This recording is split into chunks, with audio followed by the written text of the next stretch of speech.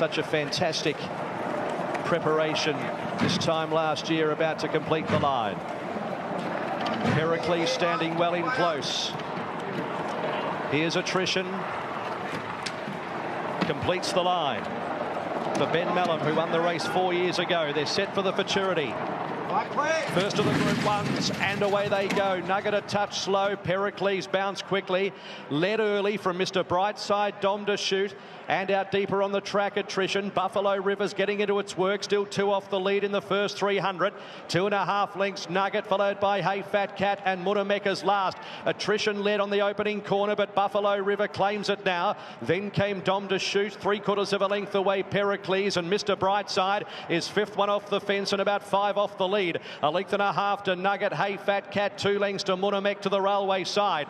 800 metres to go. It's Buffalo River, 3 or 4 lengths in front from attrition and Dom to shoot. So Buffalo River, the old boy's going to try and steal this. 5 lengths Dom to shoot, attrition. 2.5 lengths Mr. Brightside on the outside of Pericles at the 550. 2.5 to Nugget. Then came Hey Fat Cat, and last of all is Munamek. Buffalo River approaches the corner at the 400 metres. Still 4 lengths in front of Dom to shoot. Then came Mr. Brightside. Back behind those, attrition, and then Pericles to the outer. Buffalo River, as they reach the 250, starting to paddle. Mr. Brightside is eating up the ground now, and Mr. Brightside goes to Buffalo River. Pericles 1.5 lengths off Mr. Brightside, but it's Mr. Brightside clear, and he's going to rack up another one. Mr. Brightside won from Pericles. Buffalo River, Dom to shoot. Then Hey Fat Cat. Slicing through the line was Munamek. Towards the end, Nugget, and last, attrition. He'll overcome any obstacle thrown at him in a race. Not the expected leader, a change in the shape of the race, or one that will just try and run away from them, be 6 to 8 lengths clear. It doesn't matter what complexion it looks like. Mr. Brightside keeps turning up time and time again. And as we mentioned pre-race, the Caulfield 1400 is his playground. What a 6 months he's had here. The PB Lawrence, the Memsey in the spring, that was his launching pad to almost winning a Cox Plate. And right now he's on a very, very good trajectory towards tilts at defending his All-Star Mile and tackling the Australian Cup, a race that has, of course, been in the keeping of Lindsay Park on many an occasion throughout its history. He's 6th Group 1, a perfect record here at the Caulfield 1400. He becomes the first horse since Blackheart Bart 7 years ago to do the summer double of the Ore and the Futurity at the Caulfield 1400. Good effort, Pericles. Another Group 1 placing at Caulfield for Buffalo River. And Dom to shoot over for the West runs top 4. 1-2-6-4. Craig Williams wins his 4th Futurity. He's 3rd for Lindsay Park. He's with Charlotte Littlefield. How much do you love this horse, Craig? I'm just very grateful, and it's been a pleasure and a privilege to be part of this horse's development. We're all reaping the results from the hard work that he does. The Lindsay Park team, Ben, JD, Will Hayes for developing and getting the best product they possibly can. The owners for having an amazing ride.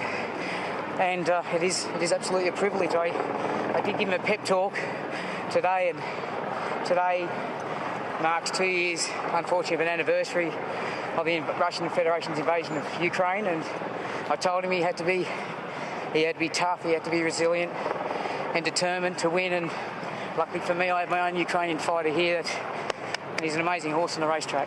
Isn't he tenacious? Where does he stand on the list of horses you've ridden? Oh, how can you knock him? He's feared by his rivals.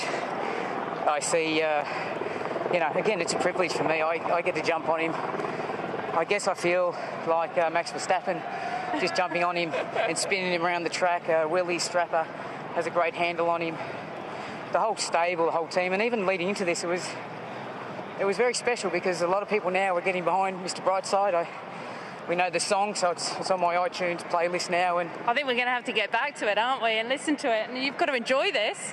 You've got to get behind it. The crowd's right behind you. It's a massive crowd. Let's go and feel it. That's what people are always saying. Go, Mr. Brightside. Even opposition trainers said good luck today because they like seeing good horses go around. So, Mr. Brightside, you're a champion. We love him and we love you, Craig. Thank you. Thank you very much. Co-trainer Will Hayes joins us. Mr. Brightside, the legend grows. He makes it an all-Futurity double in the summer of 2024. And just before the interview started, you were just looking at the ground, shaking your head, going, "What a champion!" And he's in that realm now. Yeah, well and truly. It's so humbling every time we're the ones that get to put a saddle on him, because when he can just go out and do those sort of run those sort of races, it's just you're gobsmacked every time. And again, regardless, it seems, of what the opposition throws at him or the vagaries of how a race unfolds, he's so adaptable. Can you put words to that? Oh yeah, well, kudos to Celine Gaudreau and Buffalo River. Those were great tactics. They really made everyone think in the race. I'd love to hear what Craig was thinking at that time, but for him to be able to just absorb such high mid-race pressure, kick off, and then run a strong final 200 is just champion quality. So it's awesome. What does the next couple of weeks look like for him before a return here to try and defend his All-Star Mile crown? Well, they were two pretty hard races, so he'll be going back to the Water Walker and the day paddocks up at Lindsay Park and getting his head down for some well-earned grass. Will, congrats on another Futurity for the family. Thank you very much.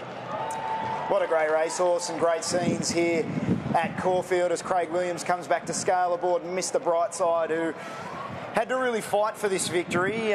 Many thought it may have been easier than that, but with Buffalo River putting the foot down, it turned into a decent battle, and the cream rise to the top. Yeah, look, I thought he won pretty well. He won by length and a half. I thought it was a lot easier. The boys said he'd improved first to second run. He's done that. It was a daring move. The tactics were interesting because we expected, I suppose, not attrition to be going forward early. So there was good pressure early, and then Buffalo River took off. Buffalo River's run an enormous race because there was already good speed, and then he decided to up the ante, but it really played into the hands of Brightside anyway. There's nothing you could really do. Slow, fast, doesn't matter. Good ground, wet ground. He's got all the weapons. And look, there's some horses to follow out of the race. Pericles was solid, but he's just too good. That's plain and simple. He's too good for this opposition, and now we're going to see him stretch onto something a little harder than this. The All-Star Mile beckons.